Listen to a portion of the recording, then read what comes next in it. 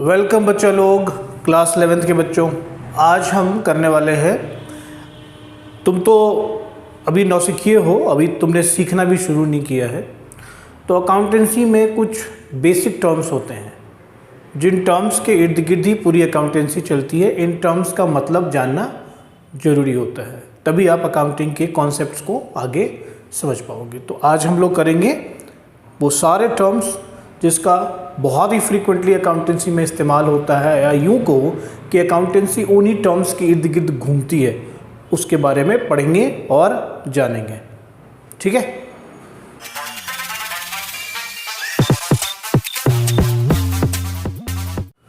तो चलो शुरू करते हैं। सबसे पहले चैप्टर का जो नाम मैंने चैप्टर का नाम क्या दे दिया? Basic accounting terms.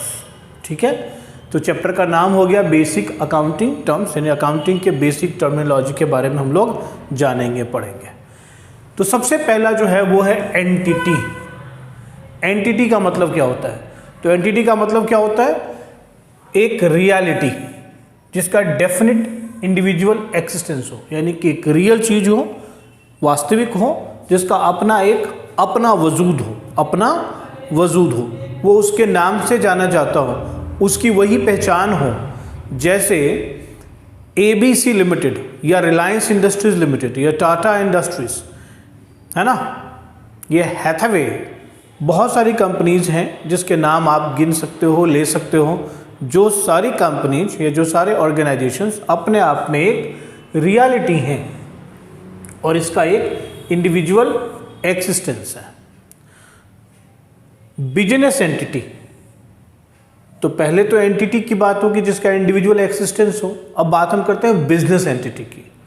तो जो व्यापारिक गतिविधि करे वो इंडिविजुअल हो, वो रियल हो और साथ में वो व्यापारिक एक्टिविटी करे, तो उसको हम बिजनेस एंटिटी बोलेंगे। ठीक है ना। They are specifically identifiable business enterprises. For example Mamaearth, Tanishq jewellers, ITC limited, ये कुछ एग्जाम्पल्स मैंने दे दिए रेफरेंस के लिए। कोई भी अकाउंटिंग सिस्टम जो है is always devised for a specific business entity, इसको हम अकाउंटिंग एंटिटी भी बोलते हैं। तो कोई भी जो अकाउंटिंग सिस्टम है वो स्पेशली बिजनेस ऑर्गेनाइजेशन के लिए ही बनाया गया हुआ होता है, और इसलिए इस बिजनेस एक्टिविटी को या इस बिजनेस हाउस को हम अकाउंटिंग एंटिटी भी बोलते हैं, यानी जिसकी अकाउंटिंग हो सकती हो। दूसरा जो इंपॉर्टेंट मैंने पॉइंट लिया यहाँ पे, उसको बोला मैंने ट्रांजेक्शन। तो बिजनेस में ट्रांजेक्शन्स होते हैं। तुम एक बिजनेस ओनर हो तो तुम कोई चीज़ बेचते हो या कोई चीज़ खरीदते हो बिजनेस के लिए, ये ट्रांजेक्शन्स चल रहे होते हैं। ठीक है, बिजनेस में बहुत सारे सिर्फ बेचना खरीदना ही एक ट्रांजेक्शन नहीं है। सैलरी पे करना, वेजेस पे करना, मशीनरी लाया उसका किराया पे करना, गोडाउन में माल आया उसका किराया पे करना, these all are transactions. Salary pay करना, these all are transactions. Rent pay करना, इंश्योरेंस प्रीमियम पे करना, दीज ऑल आर ट्रांजेक्शन्स। तो हम ट्रांजेक्शन्स का मतलब event involving value between two or more entities, some value between two or more entity. जैसे कि इसको टेक्निकली पढ़ेंगे, सभी भाषा में पढ़ेंगे तो ऐसे ही हम लिखेंगे, लेकिन आप इसको ऐसे समझिए कि अगर परचेज आप करते हो तो किसी पर्टिकुलर ऑर्गेनाइजेशन से आप परचेज करते हो, है ना, तो वैल्यू ट्रांसफर होता है। उसने जितने की गुड्स आपको दी उतने पैसे आपने दिए, तो क्या हो रहा है, आपस में वैल्यू ट्रांसफर हो रहा है। It can be purchase of goods, receipt of money, payment to a creditor, incurring expenses, तमाम चीज़ें। ये कैश ट्रांजैक्शंस भी हो सकते हैं और क्रेडिट ट्रांजैक्शंस भी हो सकते हैं बच्चों, दोनों हो सकते हैं। यानी उधारी में भी खरीद बेच सकते हो और कैश में भी खरीद बेच सकते हो, दोनों चीज़ें हो सकती हैं। अब जो अगले पे हम आगे वो हमारा है एसेट। एसेट्स का मतलब ये इकोनॉमिक रिसोर्स होता है, याद रखना है। एसेट्स क्या होता है? एक इकोनॉमिक रिसोर्स होता है, जिस रिसोर्स जो कि आगे जा करके ये एसेट्स जो हैं आपको रेवेन्यू जनरेट करने में हेल्प करने हैं। That can be usefully expressed in monetary terms, they can be value used by the business in its operations. So they are the items of value जिसका बिजनेस में इस्तेमाल होता है। एक एग्जांपल के तौर पे मैंने कहा कि यार जो बीकानेर वाला है, कौन है भाई? जो बीकानेर वाला है, यानी ये जो बीकानेर वाला है, इसके पास फ्लीट ऑफ ट्रक्स है, जिससे काम क्या करता है ये, which is used by it for delivering food stuffs. The trucks क्या हो गया, इकोनॉमिक बेनिफिट डिराइव करता है या इकोनॉमिक बेनिफिट प्रोवाइड करता है बीकानेर वाला को, इसलिए ये ट्रक्स जो हैं बीकानेर वाले के लिए क्या हो गया, एसेट्स हो गया। इकोनॉमिक बेनिफिट का मतलब यहाँ से वहाँ, भाई ट्रांसपोर्ट कैसे होगा, फूड स्टफ्स यहाँ से वहाँ कैसे जाएंगे, तो ट्रक्स के थ्रू जाएंगे, तो ट्रक्स हैं उसके पास जिससे वो डिलीवर कर रहा है। और इसको क्या करेंगे, बैलेंस शीट के एसेट साइड में इसे दिखाएंगे। बीकानेर वाले के का जो बैलेंस शीट बनाएंगे, पिछली क्लास में, पिछले लेक्चर्स में जहाँ पर मैं इंट्रोडक्शन कर रहा था वहाँ पर मैंने आपको बताया था कि बैलेंस शीट क्या होती है ना, पोजीशन स्टेटमेंट होता है, ये समझाया था आपको। तो बैलेंस शीट के एसेट साइड में इसको डालेंगे।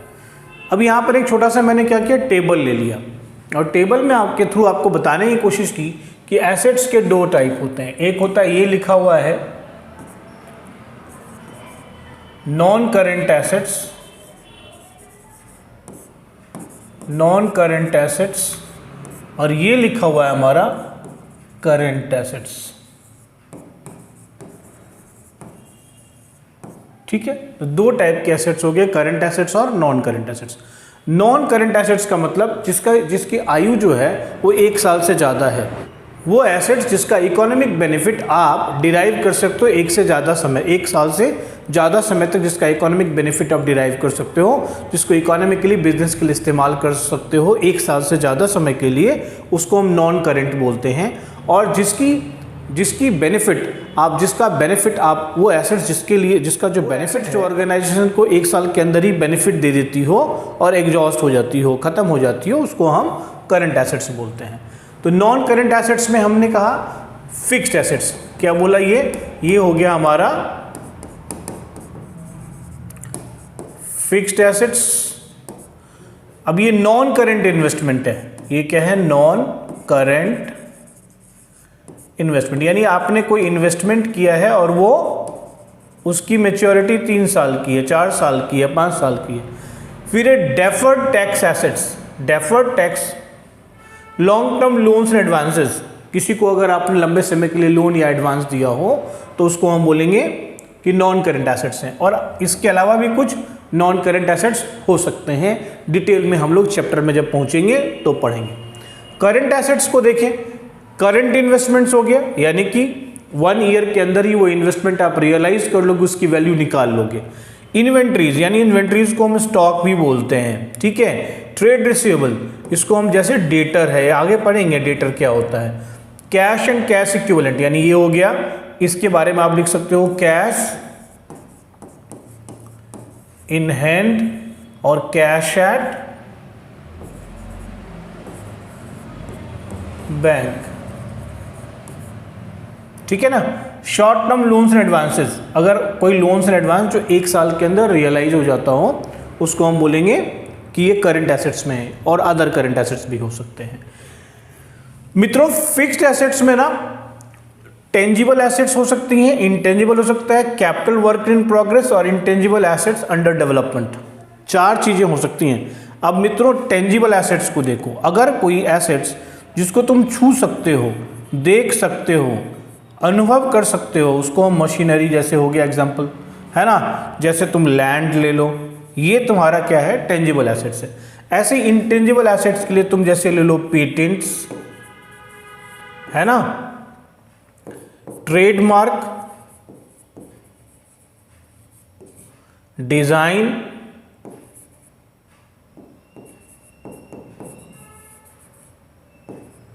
ये कुछ चीजें हो सकती हैं जो आपके इंटेंजिबल एसेट्स में हो सकते हैं। इंटेंजिबल एसेट्स में जैसे गुडविल हो सकता है ना, तो ये सारे क्या हैं, इंटेंजिबल एसेट्स हैं। कैपिटल वर्क इन प्रोग्रेस का मतलब होता है, जैसे मान लो एक ब्रिज बन रहा है या कोई मशीन बन रही है, कोई शिप बन रहा है, तो उसको बनते बनते समय लगता है। 1 साल में शिप तैयार नहीं होता है, एक शिप को तैयार होने में 4-5 साल लग जाते हैं। एक हवाई जहाज बन रहा है, टाइम लगता है उसको बनने में, या एक ब्रिज बन रहा है, एक बिल्डिंग बन रही है, एक मॉल बन रहा है, और वो बनते बनते ना 2 साल, 3 साल, 4 साल ऐसे करके समय लग जाता है। तो ऐसे काम को हम कैपिटल वर्क बोलते हैं, और ये कैपिटल वर्क क्या है, प्रोग्रेस में है, अभी बन रहा है, तो उसको भी हम फिक्स्ड एसेट्स की कैटेगरी में ले लेते हैं।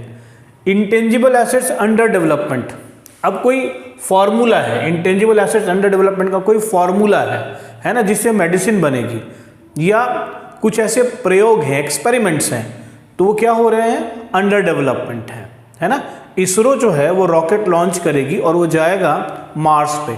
इसके लिए कॉन्सेप्चुअल बेसिस पे इसके ऊपर काम चलता रहता है, डेटा के ऊपर काम चलता रहता है, तो कई साल लग जाते हैं इसको परफेक्ट करने में। तो ये एक तरीके से क्या है, इंटेंजिबल एसेट्स है, जिसको आप देख नहीं सकते, छू नहीं सकते, सिर्फ अनुभव कर सकते हैं। तो इसी को बोलते हैं इंटेंजिबल एसेट्स अंडर डेवलपमेंट। ये लिखा हुआ है इन थोड़ा सा, इंटेंजिबल एसेट्स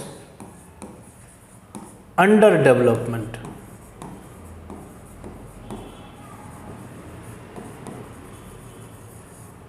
ठीक है, तो इंटेंजिबल एसेट्स अंडर डेवलपमेंट है। ओके, आगे बढ़ते हैं और फिर देखने की कोशिश करते हैं। लायबिलिटीज, लायबिलिटीज का क्या मतलब दोस्तों, लायबिलिटीज का मतलब होता है कि अगर आपने मान लीजिए कोई भी चीज़ किसी को देना है ना, किसी को आपने किसी का लिया था और उसको पे ऑफ करना है, यानी आपके ऊपर अगर कोई ऑब्लिगेशन बन जाता है, ऑर्गेनाइजेशन के ऊपर, बिजनेस ऑर्गेनाइजेशन के ऊपर अगर कोई ऑब्लिगेशन हो जाता है सामने वाले का, तो उसको हम बोलेंगे लायबिलिटीज। ठीक है, सामने वाले का मतलब जैसे बिजनेस ऑर्गेनाइजेशन की अगर मैं बात करूं तो एक बिजनेस ऑर्गेनाइजेशन है, ये कई सारे ट्रांजेक्शन्स करती हैं। जैसे बिजनेस ऑर्गेनाइजेशन को अगर पैसों की ज़रूरत हो तो वो लोन ले लेता है, बिजनेस ऑर्गेनाइजेशन को अगर मान लीजिए गुड्स खरीदना हो तो उधारी में गुड्स खरीद लेता है। तो ये सब क्या है, उसके ऑब्लिगेशंस हो गए, तो उसको हम लायबिलिटीज़ बोलेंगे। और ये लायबिलिटीज़ भी दो टाइप की होती हैं, करंट लायबिलिटीज़ और नॉन करंट लायबिलिटीज़। आगे बढ़ते हैं। सो obligations or debts that enterprise has to pay at some time in the future, they represent creditors claims on the firm's assets। तो चाहे बिजनेस छोटा हो चाहे बड़ा हो, उसको अपने लाइफ टाइम में कभी न कभी पैसे बोरो करने पड़ते हैं या गुड्स उधार में खरीदने पड़ते हैं। ये सब मैं यहाँ लिख चुका हूँ। इसमें एक केस स्टडी मैंने आपको के थ्रू आपको एक बात समझाने की कोशिश की है। प्लीज़ आप केस स्टडी से इसको समझने की कोशिश करेंगे। तो ये केस स्टडी को समझने की कोशिश करेंगे। मान लीजिए मैंने कहा कि रिलायंस स्मार्ट ने गुड्स 10,000 रुपये की खरीदी for a month from fast food products on March 25-23। 25 मार्च 2023 को गुड्स खरीदा किस पे, उधार पे रिलायंस स्मार्ट ने, किससे, फास्ट फूड प्रोडक्ट से। अगर बैलेंस शीट जो है प्रिपेयर होता है,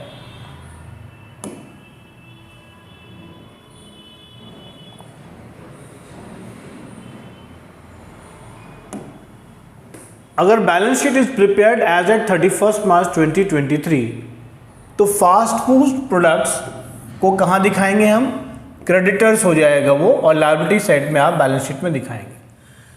इसी तरीके से अगर रिलायंस स्मार्ट लोन लेता है 3 साल का स्टेट बैंक ऑफ इंडिया से, इसको भी हम लायबिलिटी साइड में बैलेंस शीट में दिखाएंगे। लेकिन हम ये जानते हैं कि 3 साल के लिए अगर लोन लिया तो ये 1 साल से ज़्यादा के लिए लोन लिया तो ये लॉन्ग टर्म हो गया, इसको नॉन करंट लायबिलिटी बोलेंगे। लेकिन ये गुड्स मंगवाया है उधार पे, तो विद इन 1 ईयर इसका पेमेंट करना होगा, तो इसलिए ये क्या हो जाएगी, करंट लायबिलिटी हो जाएगी। तो लायबिलिटी 2 टाइप की हो गई, नॉन करंट और करंट। 1 साल से ज़्यादा का मैच्योरिटी हो तो नॉन करंट, 1 साल के अंदर की मैच्योरिटी हो तो करंट। फाइन। कैपिटल को देखेंगे। कैपिटल क्या है, ओनर ने जो पैसे बिजनेस में इन्वेस्ट किए, क्या क्या है, amount invested by the owner and the firm, उसको हम कैपिटल बोलते हैं। ठीक, समझ में आ रही बात। इट में बी ब्रॉट, ये कैपिटल कैश में भी हो सकता है या एसेट्स हो सकता है ओनर के द्वारा, ठीक है ना। और for the business entity capital R an obligation and a claim on the assets of the business. तो बिजनेस के लिए क्या है, कैपिटल एक ऑब्लिगेशन होता है और बिजनेस के एसेट्स पे एक प्रकार का क्लेम होता है। भाई जो मालिक है, ये एसेट्स किसके हैं, दैट बिलोंग टू मालिक। इफ बिजनेस मालिक को सही रिटर्न, उसके कैपिटल इन्वेस्टमेंट पे सही रिटर्न नहीं देगा तो मालिक क्या करेगा, सारे एसेट्स को बेच के अपने पैसे निकाल के चला जाएगा, दूसरा कुछ करेगा। यस सर नो, कोई उसको मना तो नहीं कर सकता ना। सो बिजनेस भी उसको रोक नहीं सकती। इसीलिए कैपिटल को कहाँ दिखाते हैं? लायबिलिटी साइड में दिखाते हैं। अब बाद में मत पूछना मुझसे, देखो यही बता रहा हूँ कि जो ओनर ने कैपिटल लगाए, कैपिटल किसको दिया? बिजनेस को दिया। अब बिजनेस को देने का मतलब हो गया कि भैया बिजनेस जो है, बिजनेस के ऊपर ऑब्लिगेशन हो गया। भाई मैंने तुमको बिजनेस को पैसे दिए तो बिजनेस के ऊपर ऑब्लिगेशन हो गया कि वो अच्छा प्रॉफिट कमा के ओनर को दे। अगर ओनर को अच्छा प्रॉफिट कमा के नहीं देगा तो ओनर को घाटा हो रहा है, यानी बिजनेस को घाटा हो रहा है, मतलब ओनर के पैसे पे रिटर्न नहीं आ रहा, ओनर के पैसे पे रिटर्न नहीं आ रहा है, तो ओनर क्या करेगा? एसेट्स बेच देगा। तो उस एसेट्स के ऊपर ना ऑब्लिगेशन होती है, इसलिए इसको लायबिलिटी बोलते हैं और बैलेंस शीट में लायबिलिटी साइड में से दिखाते हैं। इसी तरीके से हम देखते हैं, अगला टॉपिक है हमारा सेल्स। तो सेल्स का मतलब जो भी गुड्स और सर्विसेज तुम बेचते हो, है ना, या कस्टमर्स को देते हो, उससे जो भी आमदनी होती है, जो भी रेवेन्यू जनरेट होती है, उसको हम बोलते हैं सेल्स। सेल्स कैश में भी हो सकता है और उधार भी हो सकता है, कैश सेल्स या क्रेडिट सेल्स। उसी प्रकार रेवेन्यूज की बात करते हैं। रेवेन्यूज का मतलब हो गया, कंपनी जब अपने प्रोडक्ट्स बेचती है और बेच करके या सर्विसेज प्रोवाइड करके जो भी पैसे आती हैं, जो भी अमाउंट आता है, उसको हम सेल्स रेवेन्यू बोलते हैं। और ये सेल्स रेवेन्यू है, ये भी रेवेन्यू है, लेकिन इसको सेल्स रेवेन्यू कहते हैं। और कुछ और बिजनेस के लिए कॉमन होता है, कुछ और रेवेन्यूज होती हैं, कुछ और तरीके से बिजनेस पैसे कमाती है, जैसे कमीशन हो गया, है ना, या इंटरेस्ट हो गया, डिविडेंड हो गया, रॉयल्टी हो गया, रेंट रिसिप्ट हो गया, ये सब भी इस सब को भी हम रेवेन्यू लेते हैं। तो एक हो गया सेल्स रेवेन्यू, दूसरा हो गया नॉन सेल्स रेवेन्यू, लेकिन दोनों ही रेवेन्यू हैं। फाइन। अब बात करेंगे हम एक्सपेंसेस की। एक्सपेंसेस का मतलब क्या होता है? ध्यान से आप राइटिंग्स को पढ़ेंगे कि रेवेन्यू अर्न करने में, भाई रेवेन्यू अर्न करने के लिए यानी सेल्स इफेक्ट करने के लिए जो सेल्स रेवेन्यू लोगे, कमीशन कमाने के लिए जो तुम खर्च करोगे, उसको हम एक्सपेंस बोलते हैं, जो लागत होती है तुम्हारी। कमीशन अर्न करने के लिए भी तुम्हारी लागत होती है, तो हम उसको भी क्या बोलेंगे? एक्सपेंस बोलेंगे। सेल्स इफेक्ट करने में भी तुम्हारी लागत होती है, तुम उसको क्या बोलोगे? एक्सपेंस बोलोगे। तो क्या ध्यान में रखना है? रेवेन्यू, अभी पीछे तुमने रेवेन्यू पढ़ा, sales revenue, non sales revenue, उसको कमाने के लिए जो तुमको लगाना पड़ता है उसको ही हम एक्सपेंस कहते हैं। उसको कमाने के लिए जो लगाना पड़ता है, इतना समझना है। रेवेन्यू को अर्न करने के लिए जो कॉस्ट लगती है, जो लागत लगती है, हम उसी को एक्सपेंसेस बोलते हैं। तो एक्सपेंसेस को कैसे हम मेजर करते हैं? तो कॉस्ट ऑफ एसेट्स कंज्यूम्ड और services use during an accounting period, उसको हम कॉस्ट एक्सपेंसेस को जनरली मेजर करते हैं कि कॉस्ट ऑफ एसेट कितना कंज्यूम, जिस एसेट को कंज्यूम किया गया उसकी कीमत क्या थी, या जो सर्विसेज यूज की गई ड्यूरिंग द अकाउंटिंग पीरियड उसकी कीमत क्या थी। तो उस बेसिस पर हम एक्सपेंसेस को मेजर कर लेते हैं। जैसे मान लो जो एसेट कंज्यूम किया उसकी वैल्यू 50,000 की थी, जो एसेट कंज्यूम किया, जो गुड्स तुम प्रोड्यूस कर रहे हो, सपोज करो उसको कंज्यूम किया, या एसेट कंज्यूम किया, मान लो जो तुम्हारा फिक्स एसेट्स है, सपोज करो तुम्हारी कोई मशीन है, मशीन एक साल में चलती है, चलते चलते वो घिसती भी है, तो वो जो घिसावट है उसको हम बोलते हैं डेप्रिसिएशन। तो डेप्रिसिएशन मान लो 50,000 रुपये की हुई, तो इसका मतलब हो गया कि 50,000 का कॉस्ट लगा उसके ऊपर, और ये मशीन क्या कर रही है? रेवेन्यू जनरेट करने में हेल्प कर रही है। भाई इसी मशीन के थ्रू वो जो चीज़ जो तुम बना रहे हो वो बनती है और फिर बाजार में बिकती है और तुमको सेल्स रेवेन्यू जनरेट होता है। तो इस मशीन के घिसावट की जो कीमत हुई वो हुई 50,000 रुपये, तो वो भी तुम्हारा एक्सपेंस है, ठीक है ना।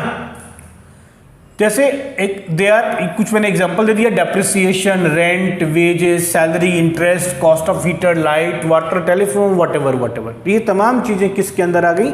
एक्सपेंसेस के अंदर आ गई। फिर हम बात करेंगे, देखो एक्सपेंसेस भी है और यहाँ एक्सपेंडिचर भी है।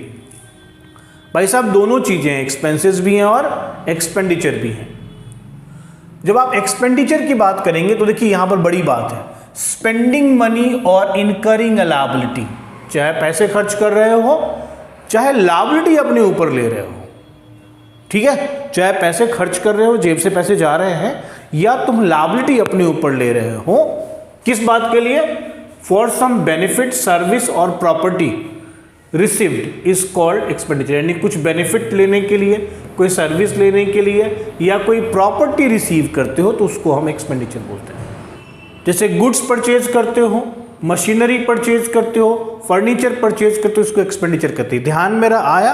रेवेन्यू जनरेट करने के लिए जो कॉस्ट लगती है उसको हम एक्सपेंसेस बोलते हैं। यहाँ ध्यान रखना है, चाहे वो सेल्स रेवेन्यू हो, चाहे वो अदर रेवेन्यूज हो।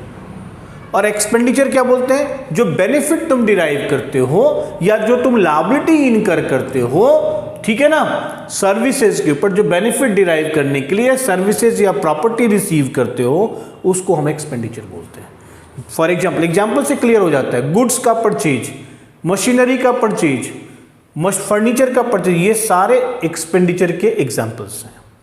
एक्सपेंडिचर का मतलब ये नहीं कि लॉन्ग टर्म के ऊपर जो खर्च हुआ वो एक्सपेंडिचर हुआ, जरूरी नहीं है, क्योंकि परचेज ऑफ गुड्स जो है ये शॉर्ट टर्म के लिए है, ठीक है ना। परचेज ऑफ गुड्स के बारे में भी बात करेंगे अभी हम लोग, ध्यान से देखो। एक बात और समझना है कि ये जो एक्सपेंडिचर है ये दो टाइप का होता है। ये रेवेन्यू एक्सपेंडिचर भी होता है और ये कैपिटल एक्सपेंडिचर भी होता है। समझ में आ रही बात? तो कैपिटल एक्सपेंडिचर भी हो गया और रेवेन्यू एक्सपेंडिचर भी हो गया। दोनों टाइप की एक्सपेंडिचर दोनों टाइप के हो सकते हैं। अगर बेनिफिट ऑफ एक्सपेंडिचर एक साल के अंदर खत्म हो जाए तो उसको हम रेवेन्यू एक्सपेंडिचर बोलेंगे, जैसे कि परचेज ऑफ गुड्स के केस में। अगर benefit of expenditure more than a year हो तो उसको हम एसेट भी बोलेंगे और इसको कैपिटल एक्सपेंडिचर बोलेंगे, जैसे फर्नीचर मशीनरी वगैरह का जो परचेज है। ऐसे ही प्रॉफिट में आ जाएंगे। Revenue minus related expense, revenue में से एक्सपेंस को, रिलेटेड एक्सपेंस को माइनस कर दीजिए, जो भी आया वो क्या आया सर? प्रॉफिट आया। रेवेन्यू में से उसी पर्टिकुलर पीरियड का रेवेन्यू जो आया उसमें से एक्सपेंसेस को, रिलेटेड एक्सपेंसेस को माइनस कर दीजिए, तो जो भी आया वो क्या हुआ? आपका प्रॉफिट हुआ। तो रेवेन्यू दिमाग में आ रहा है ना? रेवेन्यू दिमाग में आ रही है ना? हाँ, तो कर देंगे। Profit increases the investment of the owners, बिल्कुल सिंपल है। तो ओनर अगर प्रॉफिट बढ़ता है या प्रॉफिट से ओनर का जो इन्वेस्टमेंट होता है, यानी जो कैपिटल है, उसकी वैल्यू क्या हो जाती है? बढ़ जाती है भाई। गेन, गेन क्या होता है? गेन होता है कि जो मेन एक्टिविटी है ना तुम्हारे बिजनेस की, यानी तुम फर्नीचर वाला है, तुम फर्नीचर बेचता है, उससे जो फायदा होता है उसको तो प्रॉफिट बोलते हैं। लेकिन उससे जुड़ा हुआ अगर कुछ दूसरा फायदा तुमको हो जाए, बिजनेस से जुड़ा हुआ ही कोई दूसरा फायदा हो जाए, जैसे कोई पुराना एसेट था, उस एसेट को तुमने उसको हटाया और फायदे में बेच लिया, तो गेन हो गया। अच्छा, कोई कोर्ट केस था, वो तुम जीत गए, तो भाई गेन हो गया, है ना। Appreciation in the value of an asset, अगर किसी एसेट की वैल्यू जो तुम होल्ड करके रखे हुए हो उसकी बढ़ गई, तो उतने से तुम्हारी क्या हो गई? गेन हो गई। तो गेन और प्रॉफिट को अलग रखना है। प्रॉफिट क्या था? मैंने अभी क्या कहा था प्रॉफिट के बारे में? क्या कहा? Excess of revenue over expenses, that is your profit. And gain is something different, you know, it is incidental to the business activity.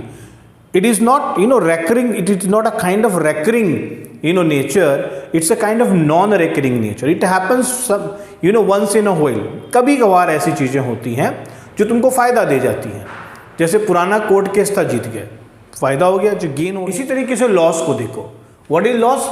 Expense अगर तुम्हारी रिलेटेड पीरियड की रेवेन्यू से बड़ी हो जाए, यानी यहाँ पर क्या हो गया? अगर तुम्हारे खर्चे तुम्हारी रिलेटेड पीरियड की रेवेन्यू से बड़े हो जाए तो लॉस हो गया।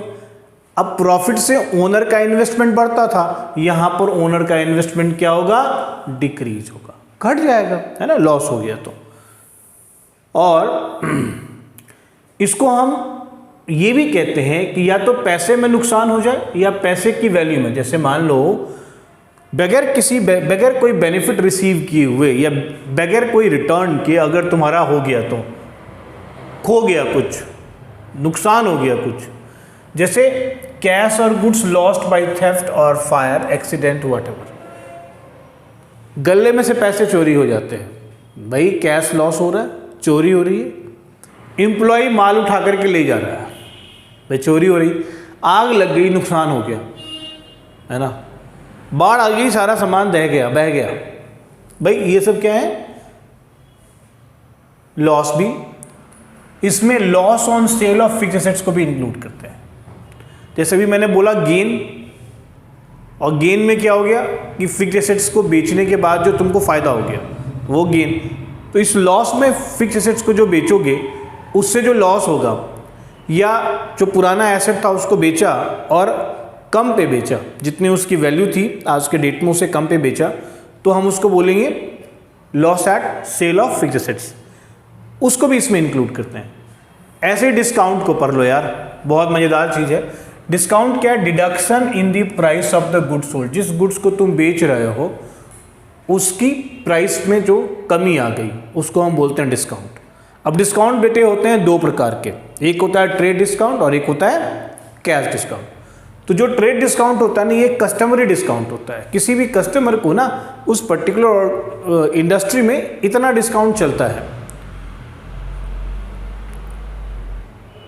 और जो महत्वपूर्ण बात है वो ये जानना है कि इस ट्रेड डिस्काउंट को हटाने के बाद जो फिगर आती है ना उसको हम सेल बोलते हैं, या उसको हम परचेज बोलते हैं, या वो सेल या परचेज की वैल्यू मानी जाती है। समझ में आई बात?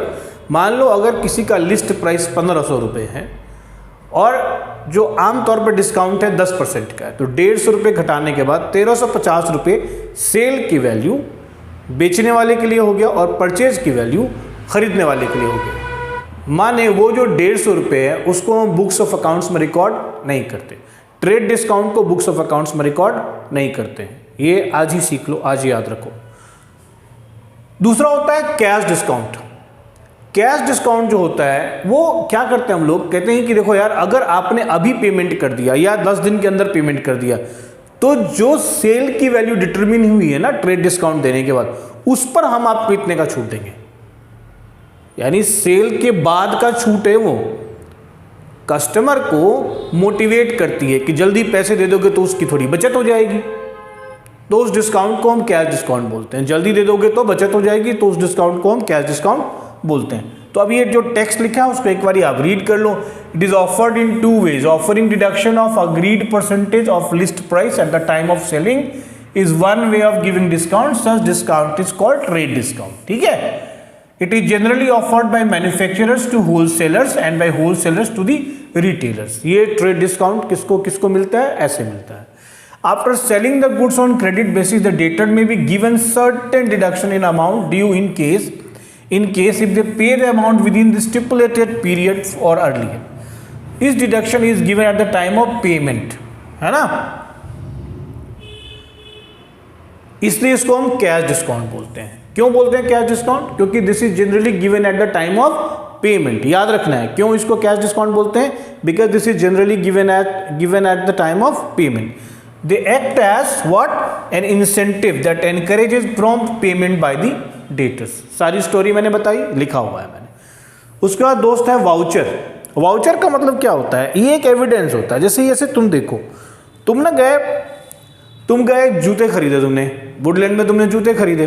अच्छा जूते खरीदे ना तुमने, तो तुमको क्या हुआ कि जब तुमने उसको पेमेंट किया तुमको एक रिसिप्ट उसने दिया, that is what called cash memo, है ना, रिसिप्ट देता है। उसकी एक कॉपी उसके पास होती, तो that copy is what an evidence that हाँ इतने का जूता बिका था उसके पास। अकाउंटिंग तो वो करेगा, तुम तो घर जाओगे, तुम तो अकाउंटिंग तो नहीं करोगे, अकाउंटिंग तो वुडलैंड वाला करेगा।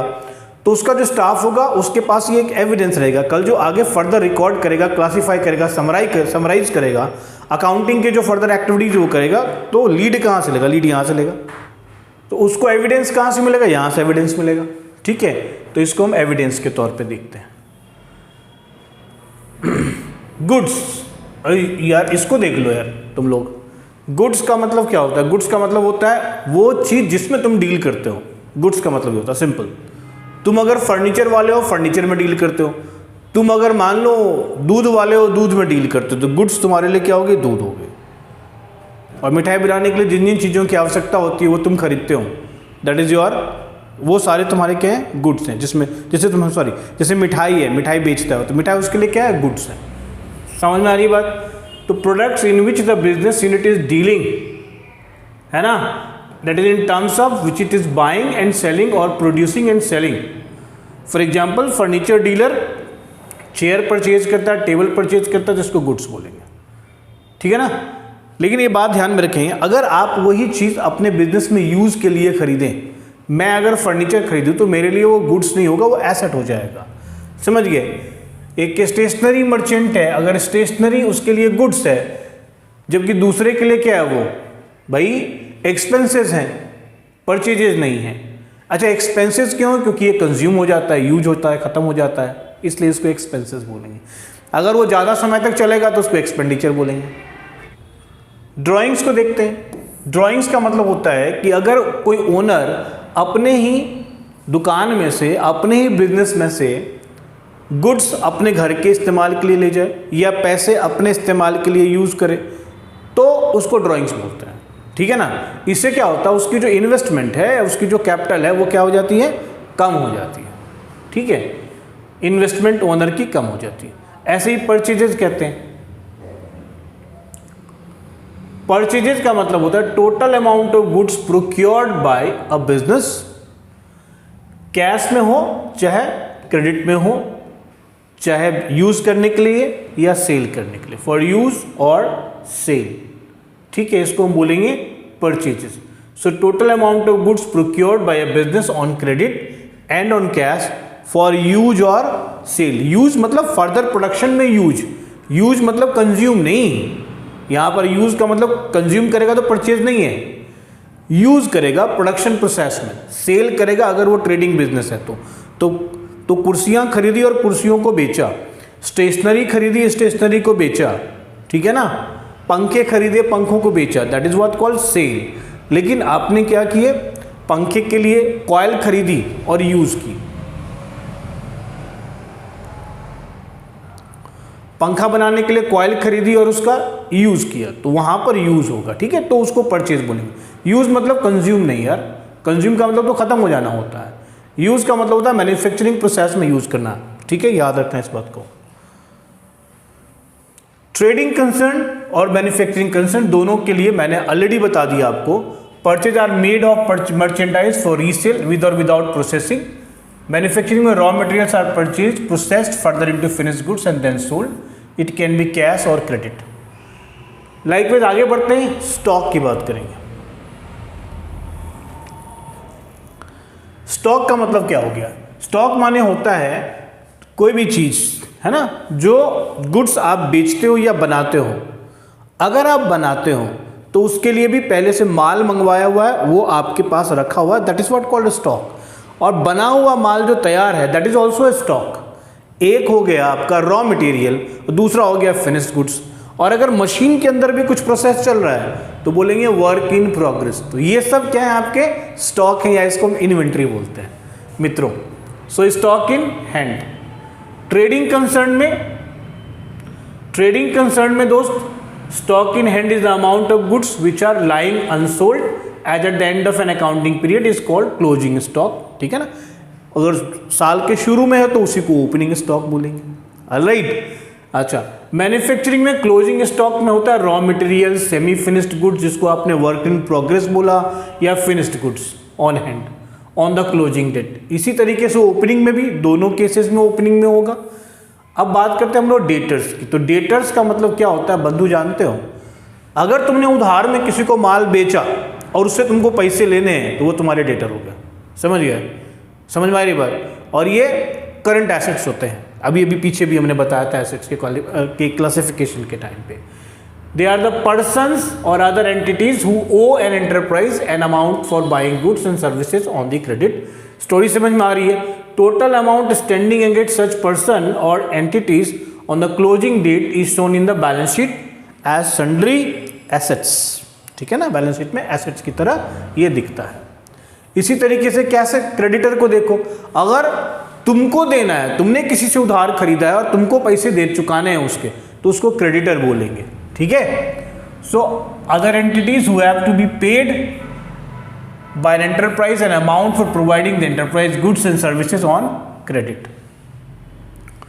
The total amount, अब जो क्रेडिट है जो तुमको उधार पे करना है, तेरे लिए ऑब्लिगेशन तो तुम्हारी लायबिलिटी होएगी, उसको हम सन्ड्री क्रेडिटर बोलते हैं. सन्ड्री मतलब कि जरूरी नहीं कि एक ही से तुमने माल खरीदा है, तुमने कई लोगों से सप्लाई लिए होंगे, तो उन सबको मिला करके सन्ड्री बोलते हैं. ठीक है, ऐसी तरीके सन्ड्री डेटर भी होता है और सन्ड्री क्रेडिटर भी होता है लायबिलिटी साइड पे.